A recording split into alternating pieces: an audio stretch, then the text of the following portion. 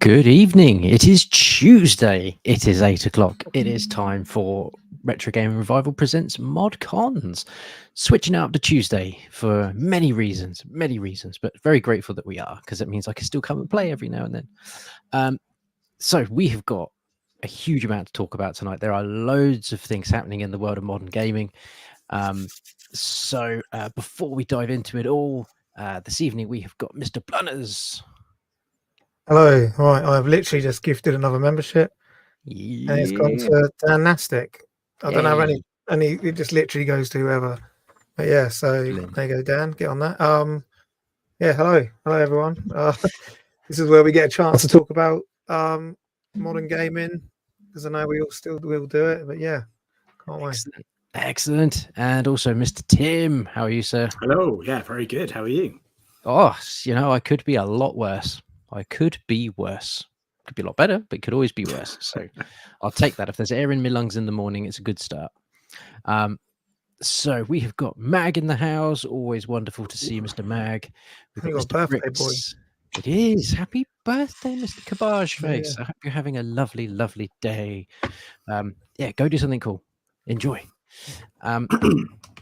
Right. So kicking off as we always do, because there's always lots of fun things to hear in this section, and that is, what are you playing?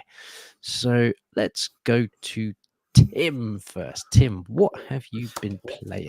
So I have been primarily playing Spider-Man 2 on PS5. Ooh, is it good? So that was my big Christmas one that I got. That was my big Christmas present this year. Yeah, it is good. It is good. There are a few things with it that I'm not over the moon about. It's first off, it is good, and I am enjoying it. So I don't want to take away from how good the game is. But the problem is, I think I enjoyed Spider-Man on the PS4 more. I feel like the storyline was a bit better. And I think I just enjoyed the first experience of going around New York in it. And this one's set in New York again. So that's probably my biggest peeve with it, is the location is the same as the previous two. So Spider-Man and Spider-Man Miles Morales were both set in New York, and this is set in New York again. I kind of feel like I could have mixed up a bit.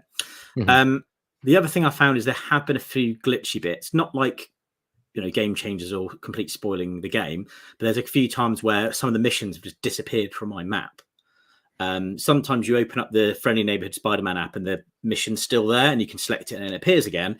Another time I had to actually save my game and quit and then go back in. I had to turn off and on again and restart, and then it appeared again, which again, not a complete ruining of the game or anything, but you'd think it wouldn't be doing that because I never had that problem with the other two. I feel like the suits is lacking because you can unlock all these different suits. You need to spend tech parts to get them, but you don't get any abilities with the suits now. Whereas in the first one, if you got a new suit, it came with an ability. And then you could keep the ability and the suit separate. So you could pick your favorite ability and then pick your favorite look and do that. And I thought that worked very well. In this one, you spend your points to buy the costumes, but then nothing really enhances your character in that sense. It's just how you look, which I feel is a bit of a waste because that works well. You could change up your special attacks. From this, you only have one special attack with Miles and one special attack with Peter. But I haven't finished it yet, so I don't know if anything else changes. But the only other thing I'd say about it, and it feels like I'm just having a big moan about the game. I'll talk about some positives in a bit as well, because it is good. I am really enjoying it. But I also found that once you've leveled up your abilities and stuff, because I've done quite a lot of side quests and I've leveled up the Venom suit and I've leveled up Miles, the combat's a bit too easy. I think maybe I can up the difficulty, but you get when you get the levels where you get swarmed by waves of enemies, you can quite easily clear out quite a large assault of people without much effort, which I feel like in the previous games, you had to really think about what you're doing and be quite tactical and make sure you've got the right approach for all the different enemy types, like the brutes and the ones with different weapons. This feels you're a bit overpowered. Again, I've not got that far through the main story yet. I'm probably about halfway through that. So it might be that it gets harder later. But where I've done quite a lot of the side missions and leveled up quite a bit, I think perhaps I've got too many perks now, which has kind of taken the edge off a bit too much. And then lastly, there's quite a few bits where you need to press triangle to interact with stuff. And I found a few crates of having to walk around in front of the crate for quite a while before the triangle appears for me to open it. It feels like the detection should be a wider area that you can be in before it does the animation to open the crate. So again, not things that make the game not good, because it's a very good game. The moving around the map is fantastic as usual, but again, the good parts of the game are in the other games. think the only real noticeable difference of like an improvement would be now you can use the web wing, so you can glide across the map. Yep. So that's quite a cool way to traverse the map. And also the fast travel. If you fast travel on the map, it literally, the camera zooms in and then you're there and you're swinging. So the fast travel's super smooth and you can just get across the map. You have to unlock fast travel in the different areas, but that does work very smoothly. So if I was to like review, I would say, I don't know if I'd give it like an 8 at the moment out of 10. Whereas That's like the first one, I'd probably give a 9. Yep. And then the Miles Morales game, also actually, the first one I'd probably give a 10.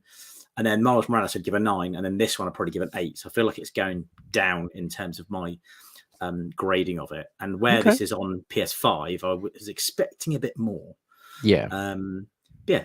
All the good bits in the game, again, are very good. And it's really fun. And I really like the story. And there's lots of cool bits in it. But there's nothing in this game that I like that wasn't in the previous ones. That's a fair comment. Yeah. So from that point, a bit disappointing. But at the same time, absolute belter of a game. Really enjoying it. Highly recommend it. The only thing I would say, which is kind of what I've done anyway, is leave yourself a gap in between. If you're late to the party and you're playing Spider-Man, and then you can play Spider-Man Miles Morales and then play Spider-Man 2, play a different game in between that's nothing like Spider-Man. Like, don't go Spider-Man, Assassin's Creed, GTA, Spider-Man. Play something completely different, so you're not doing the thing where you're going around a map clearing off icons, because I think it gets a bit samey after a while. So that's my only tip would be, give yourself a break in between Spider-Man games, because the experiences are very similar. Yeah. So I've completed it, and I find it's a bit samey. Storyline's amazing. So like, storyline's brilliant. But when it's just the same. It's like the same constantly all the way through. And I feel that if they had changed it up a bit, do you know what I mean? You get used to like your routine attacks, and you just do that every time, and it clear, like you said, you just clear yourself out. That's the only gripe I had, like similar to yourself. Felt switching up the place would have been a bit better than just the same kind of map in New York.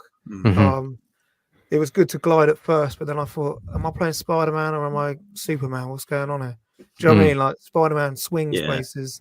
The fact I'm flying, it felt like I'm just flying around. So that was what I did think was a bit weird. But yeah, storyline and like graphically and it's brilliant. But yeah, exactly, I agree with what you said there, Tim, on pretty much all of it.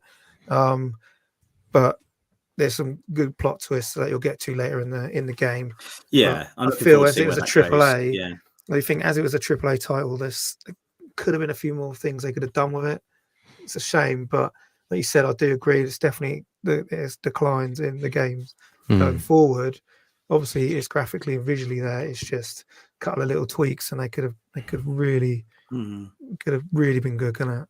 Yeah, but there's a few little bits like the some of the side missions where you control the drones and things like that, and there's a few bits where you have to like break up the like the cells for the scans, for the science bits, like, and then they're all right, but they're not things that they break up the gameplay a little bit, but they don't kind of really enhance the experience that much, you know. Just kind of like novelty bits you do to break the game up. Is that what you've been playing mainly, or have you got other things you've been playing? Yeah, no, I've just kind of been really playing that a lot to get through it. I just want to kind of power through that game. The one thing we'll say about it, compared to what I was playing before, was Hogwarts Legacy. And I did find that Hogwarts Legacy was good, but I wasn't like itching to play it. Like, I wasn't like, I'm just going to play a little bit more before I go to bed. I'm just going to play a little bit more. I was like, no, I'm done now. And then I wasn't like really looking forward to playing it again. Whereas with Spider-Man, I'm like, I really want to play it again. Like, when we're done here, I'm probably going to play some more. And then I might go to bed too late because I've stayed up playing it. So it is keeping me engaged, keeping me hooked. It's just a few bits I've been a little bit disappointed by. Yeah, Max still highly recommend it. Max explains why I got snubbed.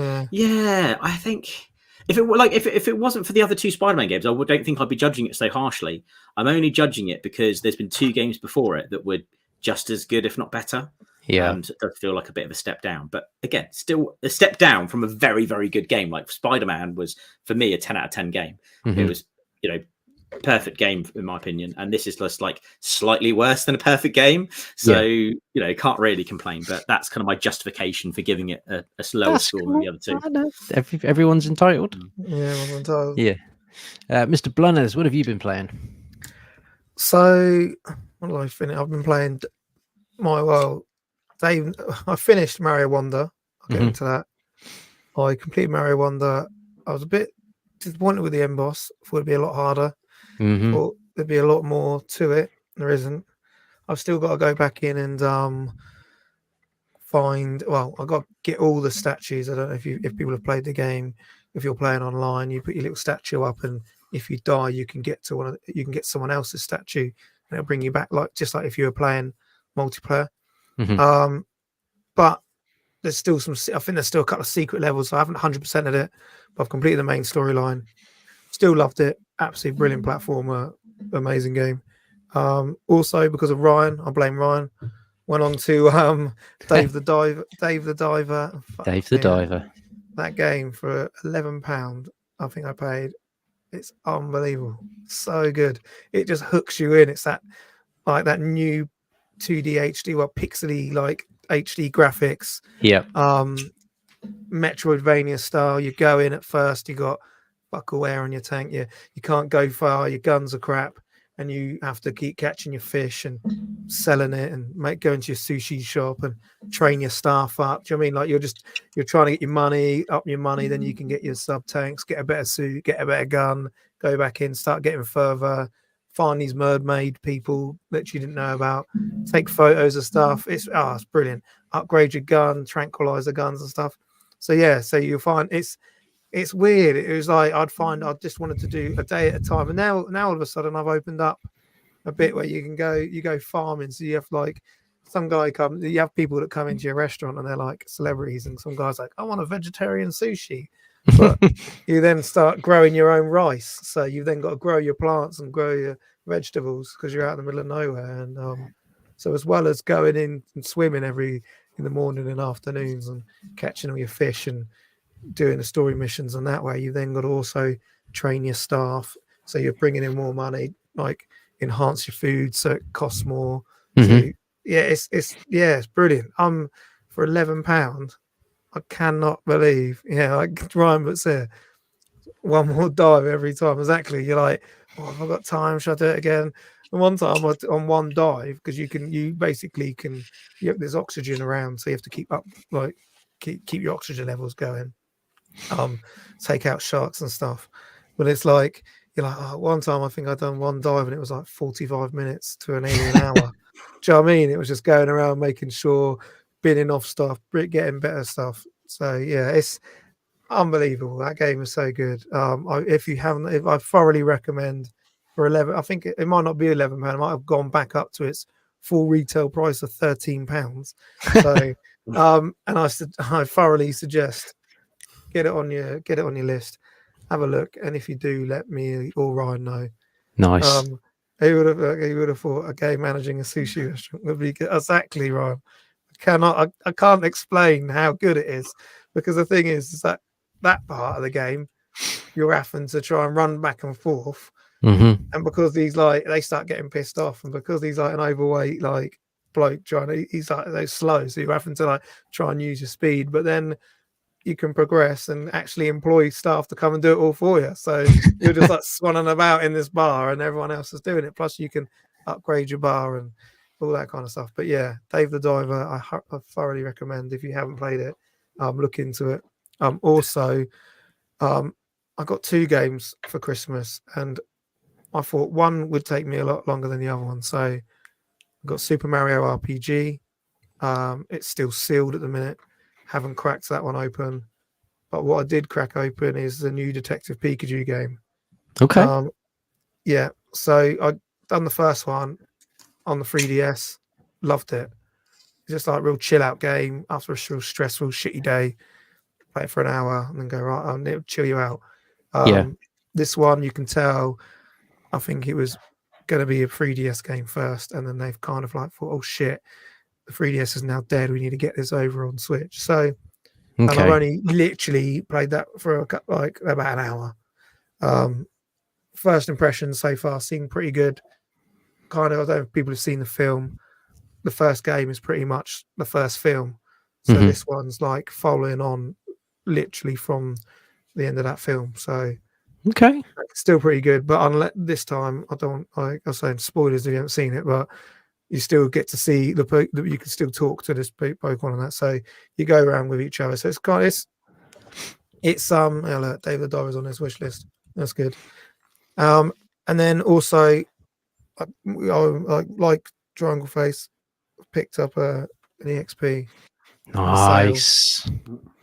Yeah. Yep. So I've been playing that as well. So I've been playing that as well. I'm saying we've all done videos on it, how good it is, how Mhm. well it feels. For me, it was just how it feels. Like the quality in the two like devices, like it's night and day. They've Yep. definitely made some money to bring this one out. But Yeah. so the quality in the buttons and the screen and everything straight away. So I've been playing Good Boy Galaxy on there and other games, but I'll talk about that on our other show. But yeah. Mhm. So yeah, I've been quite busy. So the thing is with that is that it's really well. Another round. This is random one. Is I've picked up this. It's an 8-bit though controller, Mhm. and it works on absolutely everything. And it comes on. If I can read, it comes with a dock, so Yep. it's always docked in. Normally retails about £60, and I walked in a cash converters, and there was one there. Can you see it behind me? Yeah. There was Yeah. one in there, £20. Wow, Couldn't that's believe good. it. I could not believe it. So I bought another one. So I had to buy it. You know, once you're in there, if you see something, you got to buy it. So even if you sell it, it'd make more money back. But yeah, 20. I can't Yeah. believe it. It works on absolutely everything. Nice. It basically is an Xbox controller. Mhm. Feel. As I said, it's always on charge. You can plug it off, instantly connects to whatever you've got it plugged into. It can work on any system. So yeah, that's another thing I'm doing a video on at the minute. But yeah, so Nice. that's what I've been doing. That's what I've been doing at the minute. Happy days. Like you, I finished Mario Wonder. I thought it wasn't the end.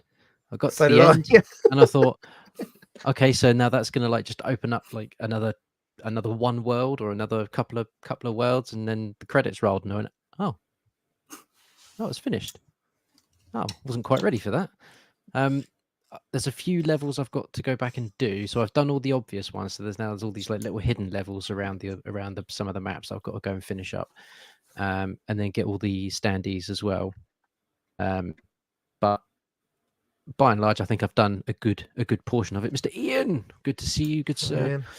So that, yeah, I like you. I loved it. I think it's a fantastic new addition to the 2D Mario universe. I think it's possibly the best it's been for a very long time.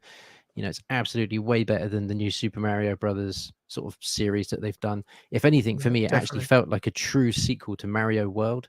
This feels like the proper sequel, especially when you see Bowser at the end. There's a really cool thing that he is in at the end, and you're like, yes, there we go. So yeah, I've really enjoyed that. Like you, I've got Mario RPG to play, but that's still sat there. Just before the year ended, managed to finish Lies of P, which was so good. I threw that in as my game of the year. It was that good. Brilliant story, brilliant art style, hard as balls, but really, really good. Then over Christmas, I finished RoboCop Rogue City, which is really good. If you like RoboCop, like just the movies, you're going to get a real kick out of this. This feels like a proper RoboCop sequel. The characters are great. They've got Peter Weller back to do the voice of RoboCop, which is really cool. You can shoot bad guys in the dick. Like, what's not to like? Really, really cool. Really enjoyable. It does. I finished Fort Solis, which is really... It is really good, but there's bits in it that are really irritating. It is basically a walking sim on Mars, and you're in a space station called Fort... I can't think what it's called, Fort something, and you get a distress call from Fort Solis, which is the next station, and you just go and investigate and uncover the mystery of what's there. It's third person. You can't run. There's a little bit of combat, but not a great deal. It's a really cool story, but not being able to run really sucks, especially when you have to backtrack across the map a lot. So there's no speed up feature to it whatsoever. No way. And you have to get used to the controls, which is, again, sometimes a bit of a bugbear. And it's not that it's hard to control or convoluted controls. It's push forward to walk. Your character, literally, I reckon, half a second, maybe even a second, then starts walking. And then they walk. And then you take your thumb off the stick and they'll do another sort of 2 or 3 steps to slow down. So if you do need to dodge, or if you do need to sort of move around the map and do things to open the door, you can walk past it inadvertently just by the way the control setup is, which is really odd. Read 4-part miniseries on Netflix. It's cool. I would recommend it to people if it was in a sale, but it's certainly not worth full price of anything, unfortunately. But pretty cool. I'm now playing through Scorn, which is something I've absolutely ever. But this is amazing. If you like HR sort of artwork, the alien type stuff, this is going to it's effectively a first-person puzzle game set in a very bizarre and disturbing universe. Everything willies and bums, and it's really Geiger. You know, all like doors to open. If you need to put your hands into the controls to move you have to put your fingers into all these holes. They make all these squelchy noises. It's a proper horror fan's like wet dream, really. The combat sucks, but thankfully there's not a huge amount of that. It's predominantly puzzles to get to the next bit. So Scorn, I would highly recommend. I've started doing a few missions on Crew Motorfest, so I'm starting to get into the backlog that I've had for a long time. That's really good. You cleared quite a bit. That's a lot to do, mate. Full on. So yeah, that's really enjoyable. It's just cool to put in, play a few races, get something out of it. Most enjoyable. And then I did over the holidays. Of course I did. Of course I picked up another 2 games to add to the already monumental pile. I still haven't opened this yet, but I've really been wanting to play Gungrave Gore because it's nice. Devil May Cry-esque. It's meant to be pretty cool. Have you seen Gungrave? You see the series? Not the series. No, I played the PS2 games. Okay. Most enjoyable though. I've got the series on DVD, I think, somewhere. So next time I see you, I'll lend you the discs. Oh, there. That'd be cool. Quite a good anime series if you want to. All into that, yeah. And then, so that was about £6 on Amazon on a sale. So I wasn't going to let that go. And another one I've been wanting to play and pick up for another horror game. So this one, Mr. Ian in the chat, if you've played this, it's The Chant. Meant to be a bit of a sort of culty-esque horror, survival horror-y game. That was a tenner. So yeah, a couple of games there that I couldn't. Good prices for some PS5 games. Yeah. Wow. Yeah, tenner and £6. That's very good. Exactly. You just can't. You can't let that go. Can't let that shit go. No. So that is pretty much what I've been playing, which is actually quite a lot. So we're getting through the backlog, getting through it. Okay, so jumping into the next topic. So this could have some varied, heated debate, depending upon what games it is. But it's what are you looking forward to in 2024? There is one game at the top of my list, but I will come to that when I talk about it. So, Mr. Blunners, do you have some games that you're looking forward to in 24? Just having a look through, and to be fair, there's nothing really at the minute that is really like grabbing my attention, if you know what I mean. I just South Park Snow Day, I think, is just like a run around, kind of like Fortnite-y, like, you know what I mean, all against all. And so Alone in the Dark, I'm sure that's just the remake, isn't it? It's a complete redo. I don't know if it's a remake of the original or whether it's like a completely new story. They're just starting from the beginning, but there was one I was looking forward to. It comes out, I think it's next month, beginning of next month. But I haven't heard good things about it, and that is Suicide Squad. Do you know what? Yeah, I've heard different things, and I think, much like Tim was talking about with Spider-Man 2, because Rocksteady have got Arkham Asylum, Arkham City, and Arkham Knight to run off of the back of, and I think people are a little bit like, it's not that, like they've changed too much.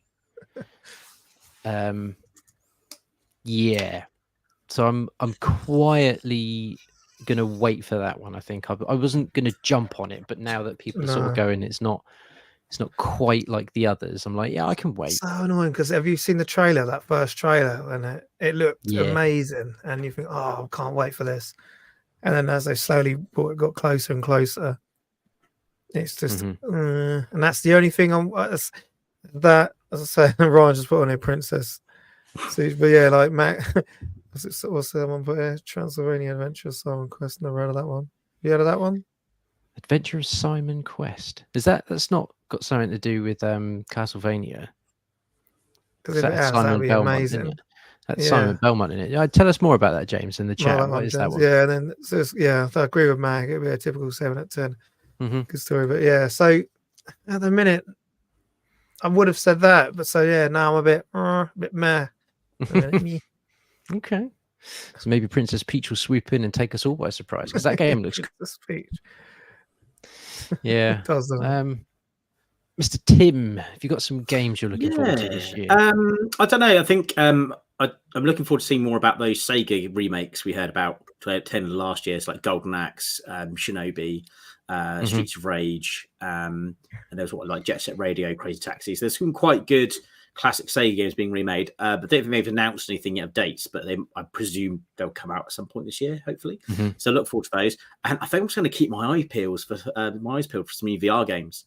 Because there's always new stuff coming out on the Oculus and things like that. And now, if you are an Oculus owner, you can get the Steam Link app on the Oculus, and I believe it is free. I need to check mine because I don't think I'm on the latest firmware, so I've not got it set up yet. So I'm going to try and do that because I normally play Steam games off my laptop using a cable, so I have to plug into my laptop. You can now do it with no cable, just the app. So you can have a free app, download it, it's linked to your Steam games, and then you've got access to the Steam library of VR games. So it opens up a whole new library of stuff for you to access.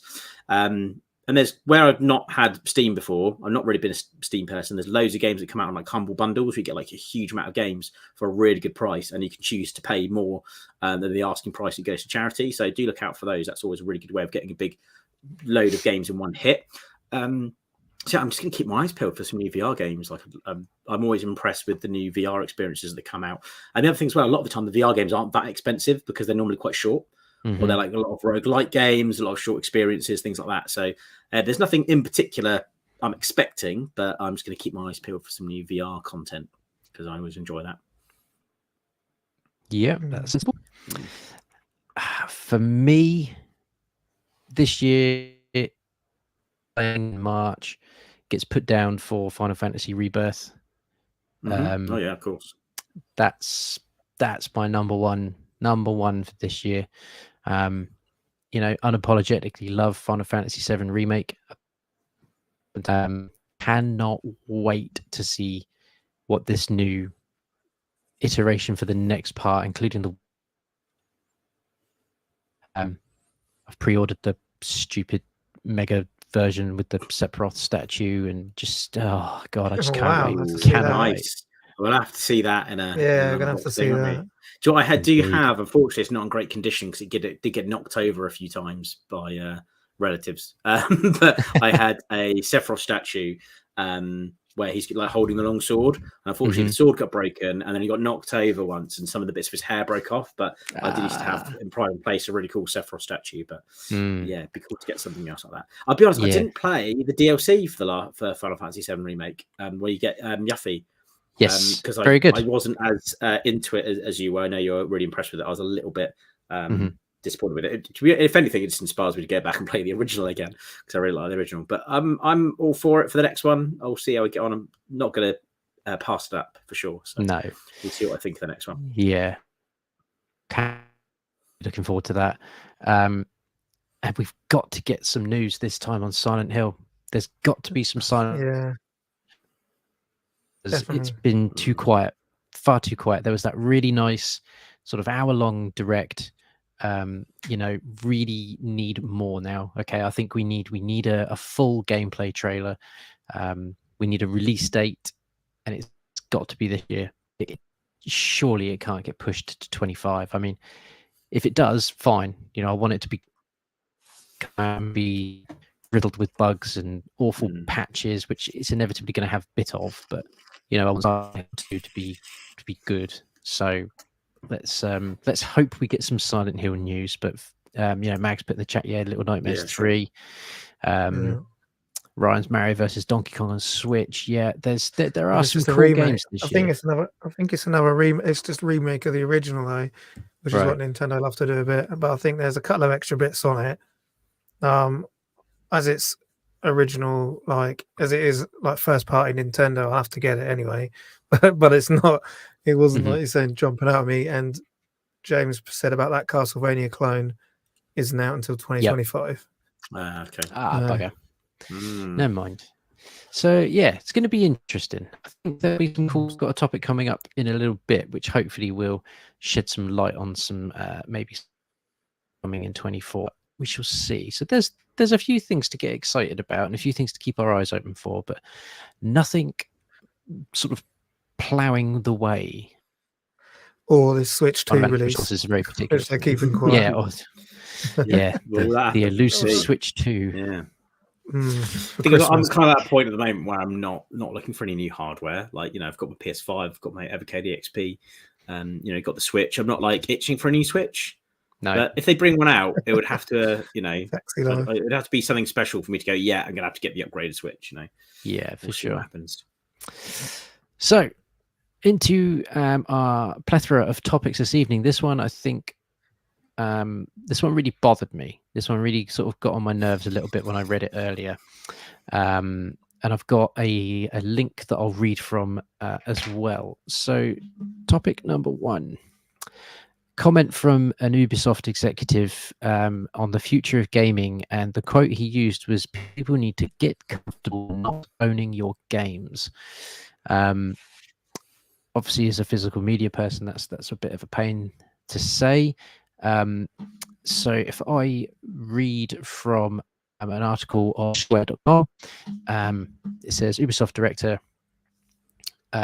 of subscriptions, sorry. So of course he's going to be pro this idea, has suggested that gamers will soon need to feel comfortable about not owning the games they play, as more come bundled with a subscription service. Speaking in a new interview with GamesIndustry.biz about a new tier for Ubisoft Plus, he likens the process to your old CDs and DVD collections being replaced by streaming searches such as Spotify and Netflix. Now, I get what he... yeah, exactly. Now, I get what he means. I've got Netflix, I've got Disney Plus, I've got Amazon Music, I've got Apple Music, sorry. I have the subscription services that make things easy for my life and the things that I enjoy. But as you can see, I've got Netflix, but I still buy movies. I still buy the things that I am invested in and that I really like, because Netflix might decide that they don't want it, or they'll lose the license for it, and it will go to another subscription service, which I've then got to take out another subscription service for in order to watch that when I want it. Like, to tell people that they need to get comfortable not owning their games, that's like Netflix when they originally come out saying you need to get comfortable not owning the movies you want to watch. It's like no one ever said that. All they did was say, here's a streaming service. So I've never really been like, it's never really bothered me personally when like movies come and go off Netflix or movies come and go off different platforms. But where I've got like young kids as well, if they, what kids are like, they'll want to watch the same film over and over again. And it's got to the point now where there's films that they wanted to watch that it's hard to explain to us, like, that film's gone. Like, it's not on Netflix anymore. We can't watch it. And I don't think they quite understand. But we watched it the other day. It's like, yeah, but it's gone now. Like, it's not on Netflix anymore. I can imagine that happening with games being a real stinger. I feel like you're really into a game, and then the game's just gone, it goes, I'll come back to that. I'm going to play this other game first. And when I'm done, I'm going to start this game, and I'm really looking forward to it. And then it goes. Yep. That's it's happened to me on Game Pass before, where I'll be like, I'm going to play that when I've got time. I might start that now, and I go to play it, and it says, this is no longer on Game Pass. Wow. But if I really want to, I could just go buy it, And it's that. What does he mean by get comfortable not owning games? Are you going to stop making? Are they going to have like subscription only exclusives? Well, do you know what I mean? Like, is that something that people really want? It's possible. So some of the actual quotes that he's got here on this article is, he says, one of the things we saw is that gamers are used to, a little bit like DVD, having and owning their games. He explained that's a consumer shift that needs to happen. They got comfortable not owning their CD or DVD collection. This is a transformation that's been a bit slower to happen. He goes on to say that you won't lose your progress or engagement with the game despite the lack of video game ownership. So it's about feeling comfortable with not owning your games. He then says, I have 2 boxes of DVDs. I definitely understand the game the gamer's perspective with that. But as people embrace the model, they will see that the games will exist, the service will continue, and you'll be able to access them when you feel like. Well, that's marketing talk for get the service, join the service. It's great. Don't worry. The games will be there.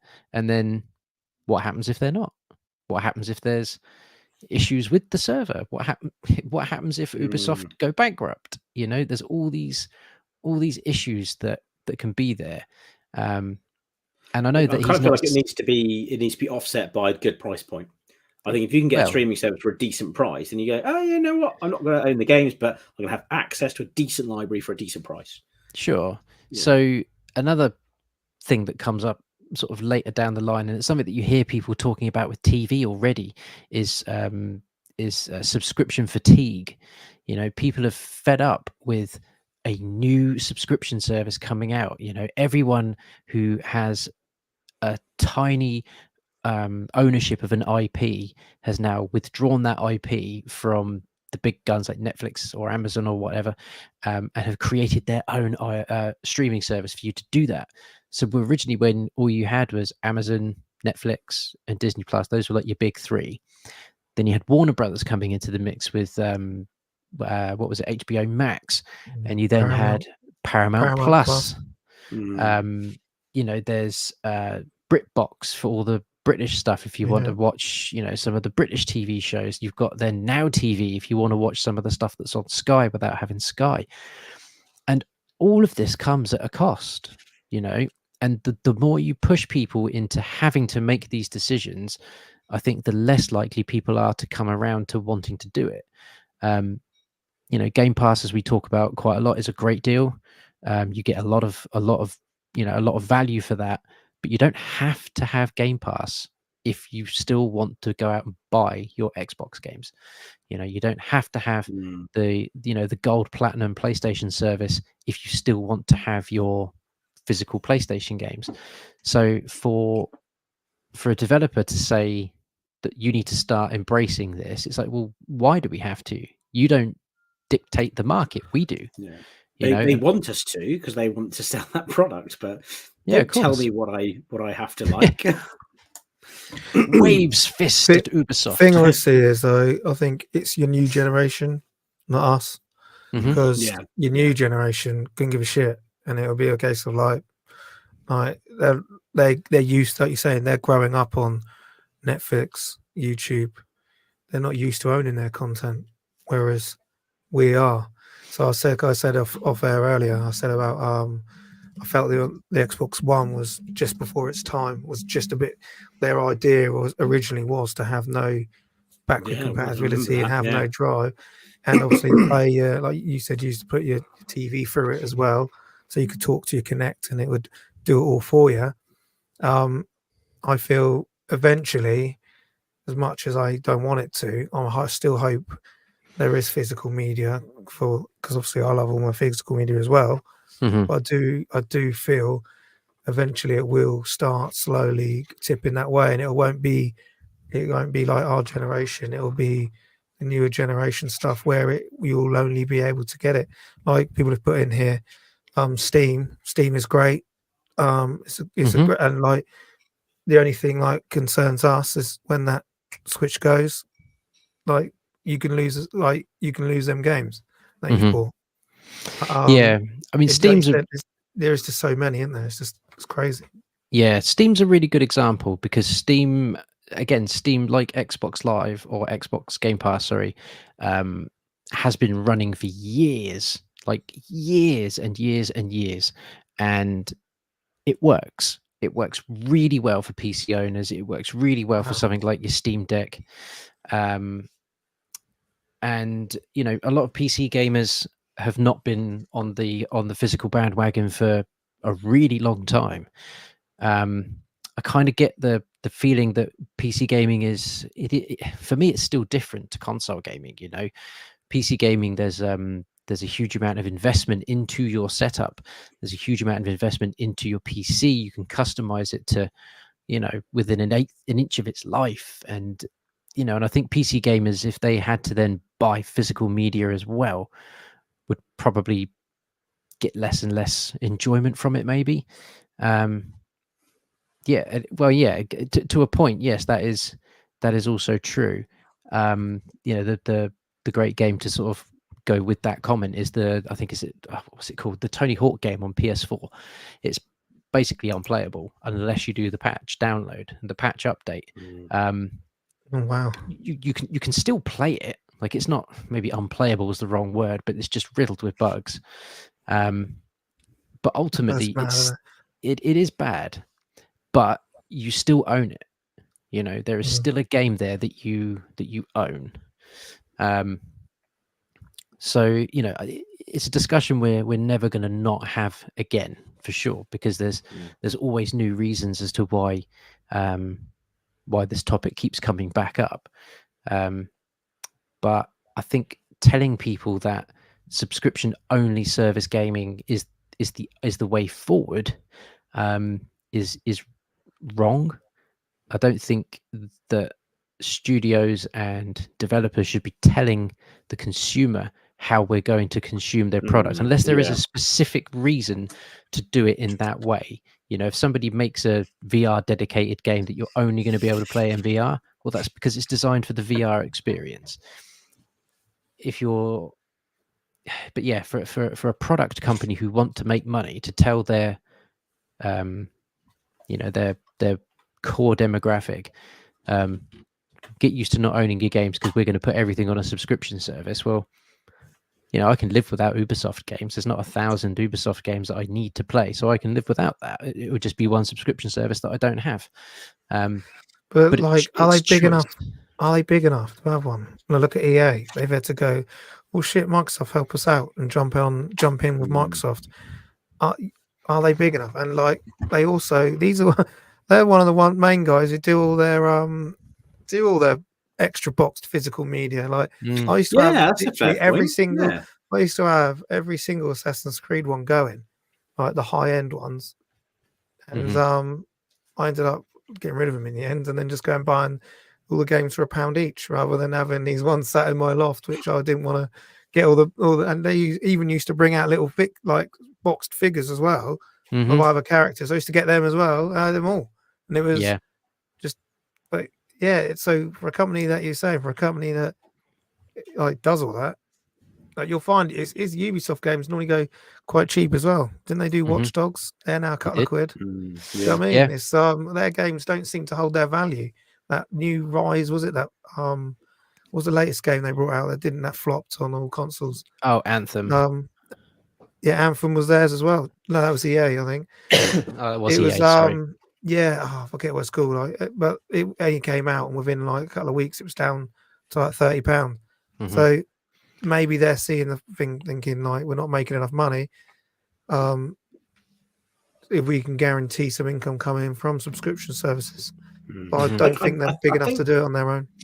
I can see like a market for games that come out yearly, where maybe, or even a subscription. I think it would be back to like games being free. Like, you look at things like Fortnite and things like that, where you've got like the game is free and you pay for all the skins and that sort of thing. Like, almost that mobile microtransaction kind of interface you get. And as long as it's done right, I don't mind it. I think sometimes it's done, it exploits people, it's pay to win, things like that. But I think games like FIFA, Call of Duty, like the WWE games, things like that, a game comes out every year. If they just have one game that you can just get for free and they constantly update it, and then you can buy extra players, you can buy extra packs and things like that, that's quite a good model for them to make a lot of money off of, but also it reaches a really wide audience. Like, I think that's slightly different. But saying like, oh, we've got this library of games that we're going to keep locked up with a subscription service, like it says, I just don't think it's the way to go. No, completely agree with that. And Brix's comment there, about Stadia tried and failed. Stadia, because it was part of Stadia, wasn't it? Yeah, I mean that was literally cloud gaming. You paid for your subscription service, you got your controller, and off you went. Did you? There's another one. Did you ever see On Live? Do you ever see one of those? I got that for I- free. So did I. I got a free one at EGX, yeah. Eurogamer. I think I That went was it, into Eurogamer, Eurogamer, yeah. and they were giving them away for free. Maybe we were at the same Eurogamer and Yeah, didn't see must each have other there. I think I got it for £1 or something, so it wasn't quite Yeah, free. it was. They give away. And they were like, it was a monthly subscription service, wasn't it? Yeah, And there's like a little tiny box that's about the size of an Yeah. external hard drive. Pretty And it had decent controller. And yeah. again, with that, I was like, oh, I'll come back to that because I've got these other games players in my Ethernet backlog. port as well, didn't it? By the time I got to it, it is dead. And it's so literally just a brick. So I was like, oh, okay, well, that was not worth it. But it's kind of cool to come out of an event with a free console. I was quite chuffed, but I never actually got to play it. Because I think they thought if they can get it in gamers' hands, Ideal Marketplace, Mhm. you guys will go home and then you're paying your £8 a month, whatever it is. At the time, you could the Arkham games were on there, but you obviously didn't own any of it. You were just cloud gaming, and then obviously Stadia come out later. Yeah. It comes back to the thing that Oliver was saying earlier about only having so many subscriptions. If you're playing for Game Pass, you're playing for PlayStation Network, how many more are you going to be willing to pay for to get access to these other things? There's going to be a tipping point like, actually, no, I'm not going to get any more subscriptions, or you start cancelling some of them to afford the other ones. Like, there's got to be a limit. You can't just keep whacking on more and more subscriptions. But I'll tell you what I did recently is for Christmas, I wanted to play, like I was saying, I wanted to get Game Pass because I wanted to re-up it. So rather than paying like the £12, went on eBay, paid £6 for a digital download for a month. Played Starfield, didn't like it, didn't renew it. So do you know what I mean? So you can use it that way. So right, and to be fair, I would have probably done the game if I wanted to carry on. I would have just made it so it doesn't, and then just bought another one for like £6 or £7, rather than paying. What was it 12, 13? Is it now? So do you know what I mean? They keep bumping the price up on it, and sometimes I feel you're not getting that value for money on it. But yeah, I don't think this will be the last time we talk about it. I don't think this will be the last we hear of another studio sort of trying to push the idea of subscription-based gaming. Do I think? Yes. See you soon, Mag. Take it easy, buddy. Do I think it's going to take off? No. Yeah, no, not in the way that I think Ubisoft are trying to think of it. If it's subscription-based gaming, I don't think that's going to take off at all. Something like Steam, where it's just digital content, then yes, I think that could take off quite well. But subscription-based gaming, no, I don't think there's a market for it at all. But time will tell. Time will tell. Yeah, some great comments in the chat there for this topic. Yeah, so definitely. please do continue. Please do continue that in the chat and obviously in the comment section as well. Couple of topics left to get through. So this next one, the Atari Game Station Portable. Just when you didn't think you could have more Atari in your life, they release another product. Which is a handheld device. There it is. The Atari Game Station Portable Handheld System, officially licensed, fully playable. Well, I'd hope they'd be officially licensed, considering it's made by Atari. Rechargeable battery, integrated paddle, trackball, keyboard. I mean, it exists, and you could buy it. I will say the one thing about it that I said in our group chat is whenever I see an Atari product, there's part of me goes, oh, Atari, that looks good. And then I have to remind myself that I don't like Atari games and I'm not going to get it. But there's something about the brand of Atari that makes me go, oh, Atari. Oh, yeah, that looks cool. Like, I was in the shop the other day. There was like an Atari like console, like the mini console ones. There's like an Atari one in the gadget shop. And I picked it up and I was looking in the back thinking, oh, this looks pretty cool. Then I was like, oh, yeah, I don't like any Atari games. So I'm not going to get it. There's something appealing about Atari, but it's just not for me because I think it's just a bit too far back in generations. It wasn't what I grew up on. It was like a couple of generations behind. But there's plenty of people that will like this. There is going to be a lot of people that like this. And it's going to do well, I think, because there are people that will love Atari and Commodore 64 and that, older eras. But it's just not for me personally, because I got really into gaming from like Mega Drive onwards. I didn't really get into gaming before then. It's price point though, isn't it? They still haven't released price point yet or release date. They reckon it could be around about $120 Really? dollars. So you're probably looking at about 100 quid ish. So yeah, I'm not sure who the market they're trying to get to. Like we were saying, it might be that must be the reason why the Evercade has lost the license to a couple of the Atari games of all these stuff starting to come out. Is it? It does look good.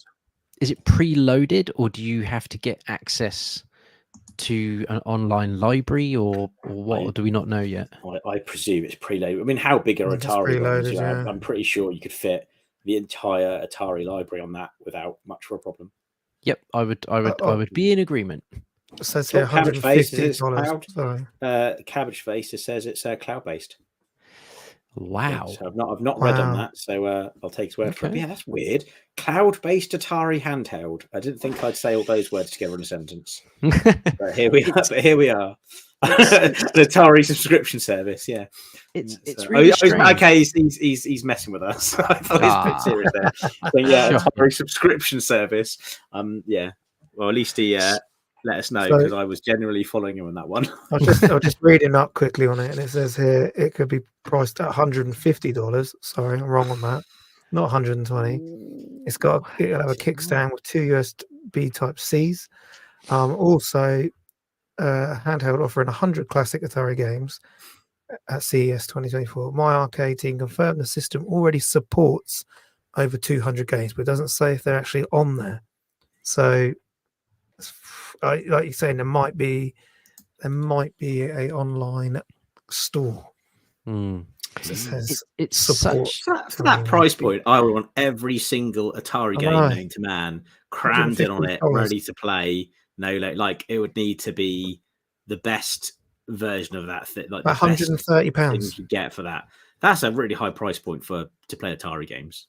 Yeah. Considering you could just go and get the Atari 50 collection for everything, PS5, Xbox, Switch, fucking whatever you want, and that's got all of your classic Atari titles, and you can play it on your PS5, your Switch, your Xbox, where everything's nice and easy. I mean, handheld, you pick it up on the Switch, but play it handheld on a Switch.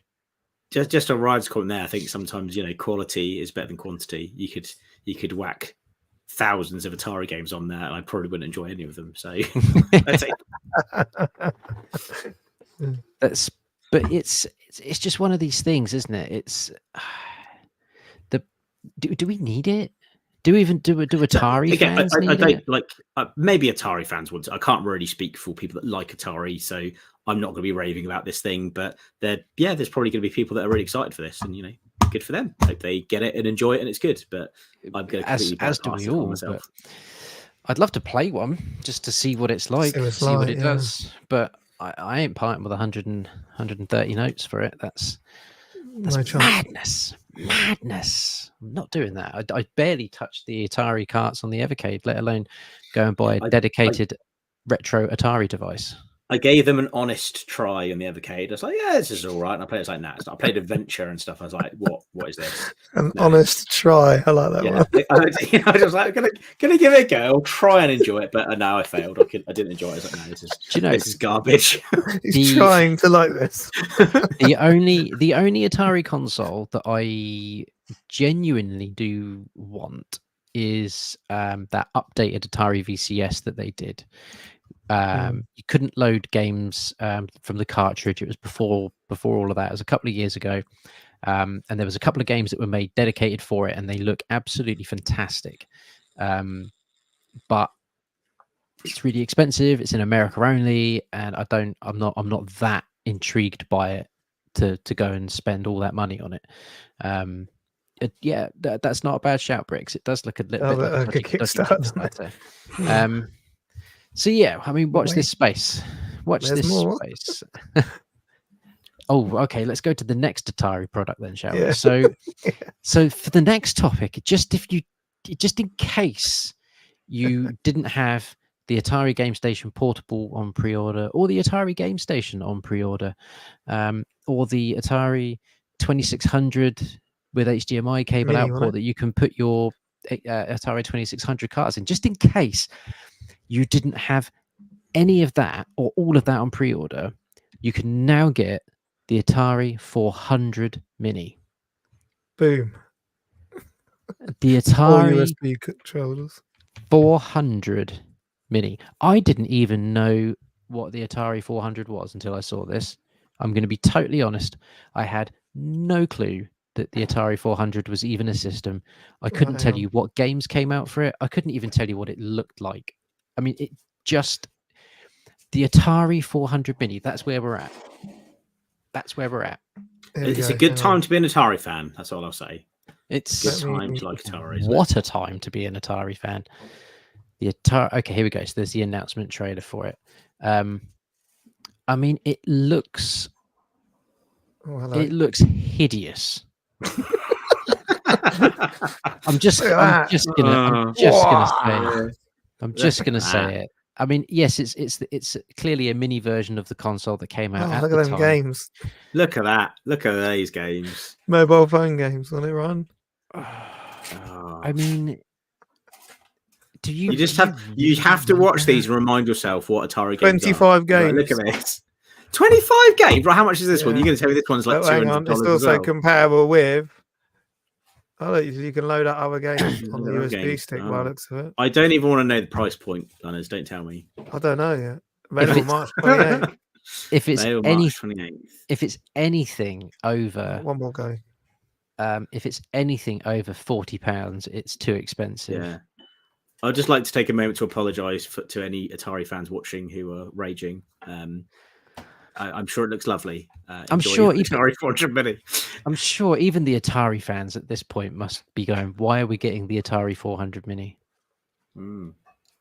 Now the Amiga Mini was good. I've got an Amiga Mini. That is good fun. That gets a lot of use in my house. It's a hard pass for me, I'm afraid. Yeah, Yeah, shocking. it's just an, HDTV, fun for all ages. Authentic, iconic design. yeah. I have no doubt it's the authentic design. 100 quid. £100. No. No. Right, can we move on? Worth every penny. Look at that.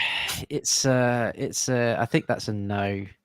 Again, even if would I don't even think I'd like to No. play that. Oh, Unlike no, the right. handheld device, I'm kind of intrigued by that.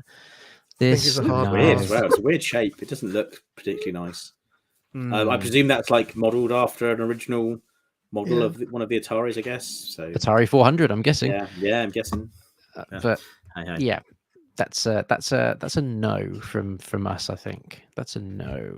But I will follow the design. I'm sure I'll watch Metal Jesus unbox it and talk about it because I get most enjoyment out of him. He's fairly honest about it. So maybe we will see if we can get Reggie to give us his opinion, do a little video on it because Reggie's quite honest about this sort of stuff, isn't he? So let's see what we can get. Okay, let's move on from something that's not Atari related. Let's go to the announcement that there is Xbox and Bethesda Development Direct confirmed for January the 18th, which is That's in Thursday. 2 days. Tez. A couple of days. As Wow. in 2 days. Here we go. So yeah, the fact that it's got Ninja Theory there Ninja means Theory. we're clearly going to see some Obsidian. Hellblade 2. Obsidian Oxide. and the one down in the corner there. Is that the That's one that the you Indiana- mentioned? Yeah. So Oh it's yeah, the gonna be Indiana Jones. the one, first play of Indiana Jones. First reveal of what it looks like, how it plays. Apparently they announced it 2 years ago, and we are only going to be seeing in-game footage. Apparently, yeah. Mm. fingers crossed. Ooh. Do you know what I This think is is like- quite funny? Like, do you remember back in the day, it used to be if there was a Not- cutscene or like really cool graphics, it would have a little ping at the bottom saying, "This isn't in-game footage now, guys. yeah. Like, this is not in-game footage." And it would always have to tell you. Now the graphics look so good. Sometimes you've got in-game footage, and there's the opposite. It's like on the screen saying, "This is in-game footage." Like, this isn't just a cutscene. This is the game. So I just love how that's flipped now because graphics have just flipped. got so good. They have Yeah. to like rather than warn you it's not the in-game footage, they assure you that it is. Yeah. Yeah. I'd be interested to see what Bethesda could do with Indiana Jones. There's a little part of me that sort of can't get an Elder Scrolls version of Indiana Jones out of my head. I think it'd be weird. Is it first person? Is it third person? Is it an original story? Is it just like a greatest hits? Like it could be anything. Well, just being a Bethesda Yeah. game, just hope and pray to the Lord that it's not buggy. That's inevitable. I know. Inevitable. I know. That's Inevitable part for of the Bethesda. that's part of the fun. It is, isn't it? Isn't it Yeah. now? It's part of the fun. If you're a Bethesda game. Yeah. I mean, maybe But that would just give us. No, go on, dude. What's that? Sorry, it just shows you how good, like the Nintendo Direct way of doing things went. Yeah, Because when I yeah. remember when they first done it, everyone was like, "What are they doing? Go on their own." And now they're all copying them. Do you know what I mean? PlayStation Yep. do one now, and now Microsoft do their own one. So, but yeah, so that whole way of now doing a little pre-recorded, this is what we're bringing out, this is how it looks. It's obviously it works. Does it worked really well for Nintendo, that you say. So yeah, it's almost like it's killed the E3 event, isn't it? Now it's just, yeah. Surprised they haven't didn't seen the tie it in new- with the. Yeah, I haven't yet, but I'm surprised they didn't tie it in with that. Could you imagine? Oh, here's a new film. Oh, wait, and here's the game. But Yeah, here's the tie-in to go with yeah. it. yeah, I mean, color me interested. I like the Indiana Jones game that's on PS2 and the Wii. That was great fun. Silly, but great fun. Which is what Indiana Jones for me should always be, silly and fun. yeah. So yeah, interesting. It'd be cool to see if Bethesda are going to be announcing anything on some of the other IPs. I would love to see something about Elder Scrolls now, because it's, we're getting on a bit now to the point where they've effectively made their sort of case in point that Elder Scrolls could be an exclusive for Xbox. So it'd be cool to see that, because I like Elder Scrolls. I bet we don't see anything from Elder Scrolls though, which would suck.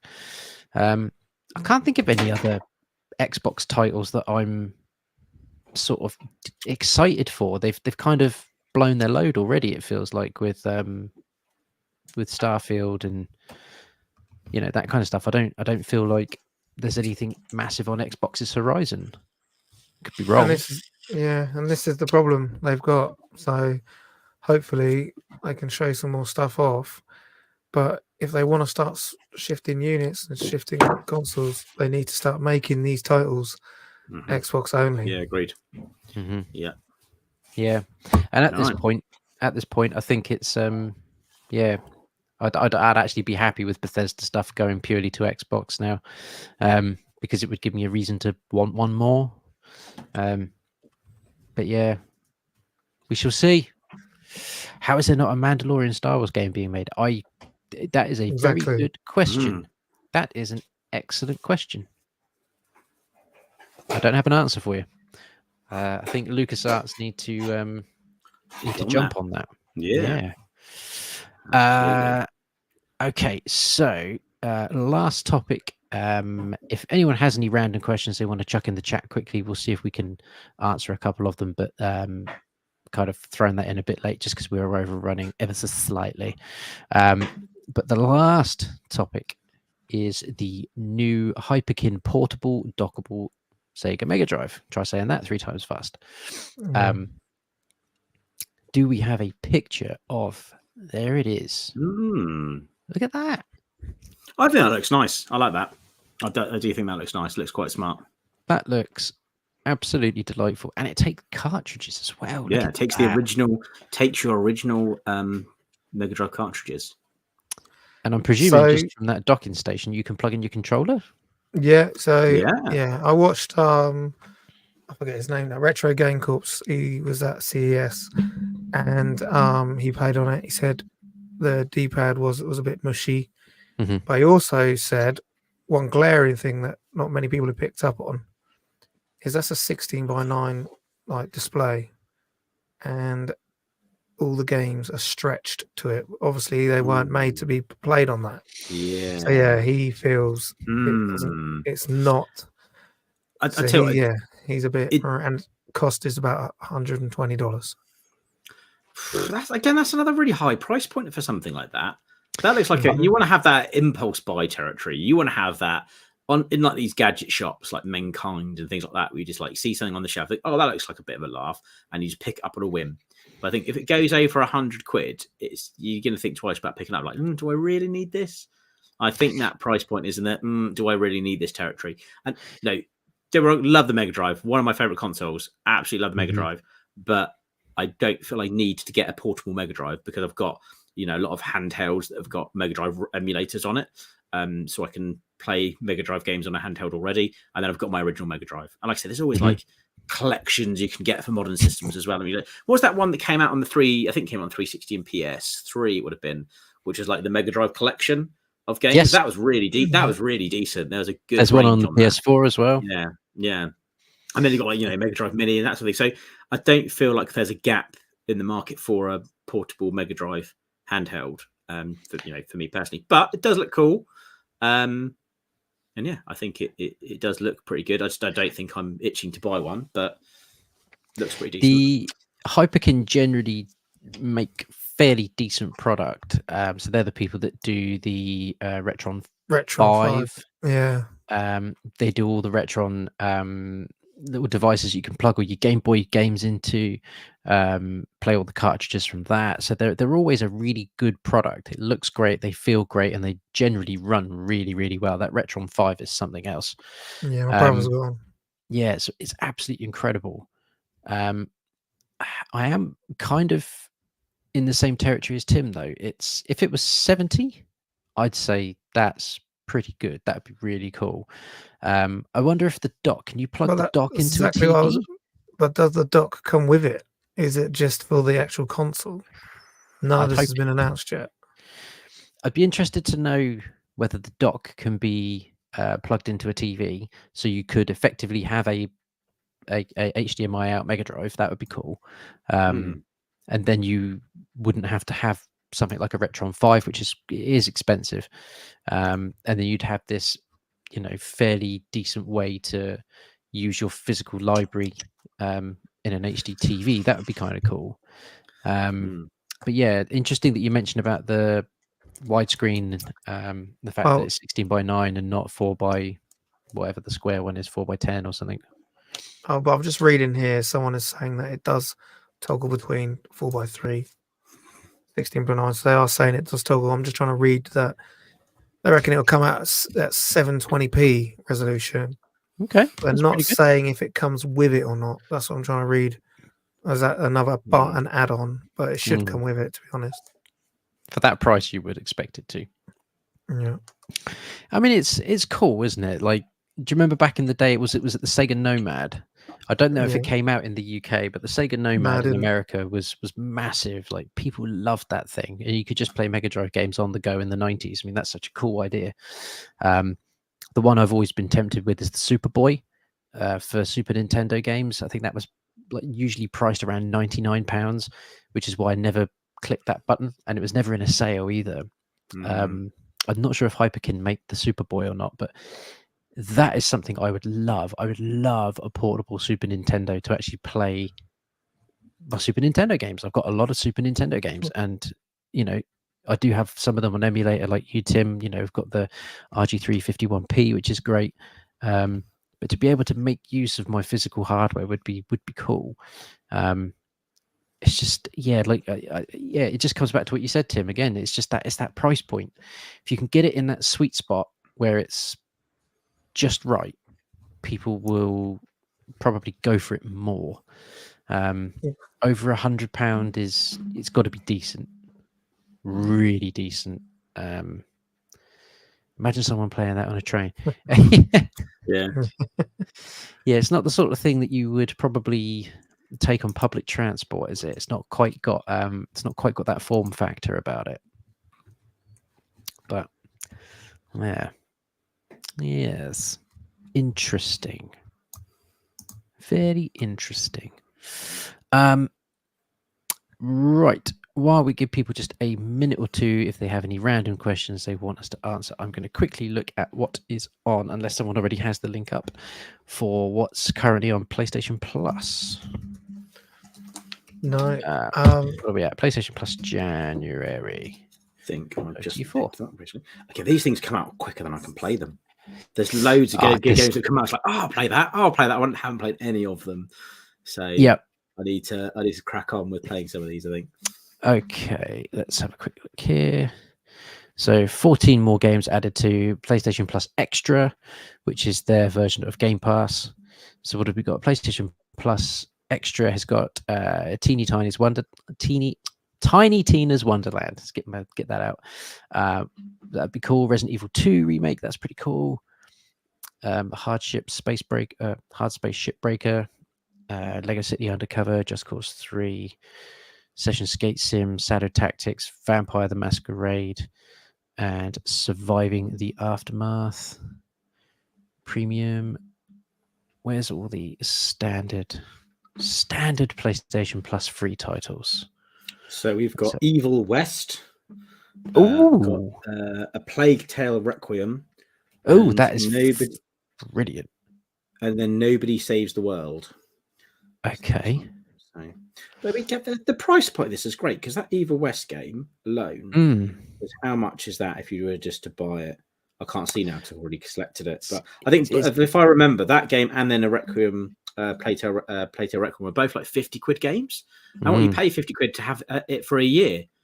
So even if I wanted to buy one of those games, I've covered the cost of that. I just think it's a no-brainer to get that, to be honest.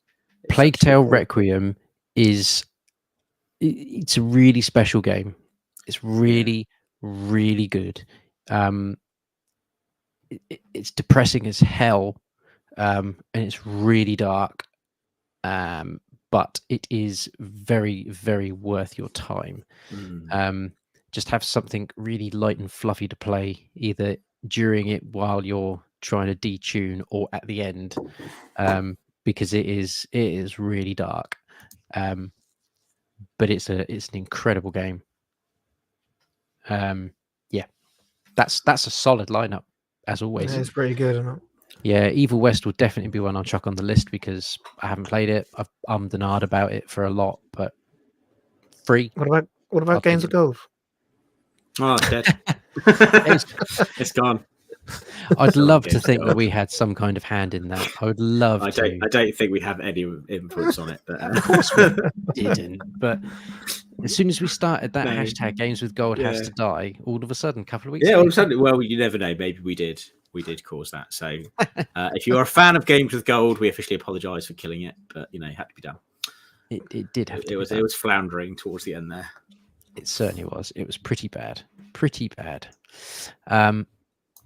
Ryan's informing us there of the football score, Eastleigh losing 1-2. I feel like I need to be a lot more positive on the next stream because I've been like, oh, Spider-Man had all these problems. I don't like Atari. I'm not going to buy this Mega Drive thing. So yeah, I do like gaming. I promise. What about the Evercade? Go on, tell us about your new.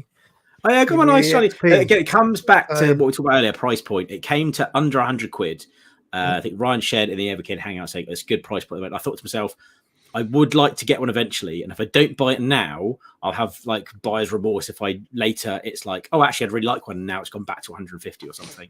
I was like, if I'm gonna get it, I'm gonna get it now while it's under 100 quid. I had some Argos vouchers as well, so it's like I'm just gonna get it now. So I wasn't planning on getting it, but the price point got to the right point. It's like it's now or never, I think, because I know if I've wanted like 9 months' time or something, or a year's time, go, you know what, now's the time to buy an Evercade EXP. If the price was back up, I'd be like, gutted, I should have bought it a year ago when it was, 90 odd quid. So, yeah, so I picked it up. Like I agree with you. What do you think? Yeah, nice bit of kit. Yeah, I like it. I think the screen quality is just that little bit better. I've been playing that Demons of Asborg on there. Yeah, it's decent. I like some of the sort of pre-build games as well, and I've also been playing the Tate mode, which I don't think I'll be overly fussed about, but it's actually quite nice to play it on the long screen. It wasn't a selling point for me. I wasn't overly fussed, but now I've got them. I'm using it. It's pretty good. Yeah, quite pleased. Yeah, with it's most enjoyable. I'm enjoying it. Good fun. Right, chaps, it's been a pleasure as always, an absolute pleasure. Hopefully, people will continue to join us, even though we've jumped from Monday to Tuesday. I've just got stuff that's happening on Monday nights for the next few months, and rather than carry on without me, you guys have just moved it to Tuesday, which is wonderful of you. Wonderful. So thank you everyone for tuning in live. If you tuned in live, you are always very welcome, and we really appreciate you jumping in live so we can interact and chat all the good stuff with you. If you are finding this through the wonders of the YouTube verse and like what you see, please do consider hitting that subscribe button, because that does help us out a huge amount. And also, if you've been here, hit that little thumbs up button just so that we know that you've been here. Yeah, it's been really good fun. It's been nice to be back. This is my first stream of the year, which is great. Cheers, Jamie. It's been nice to see you in the chat there. Yeah, so we will see you in a few weeks' time. And until then, we shall see you later.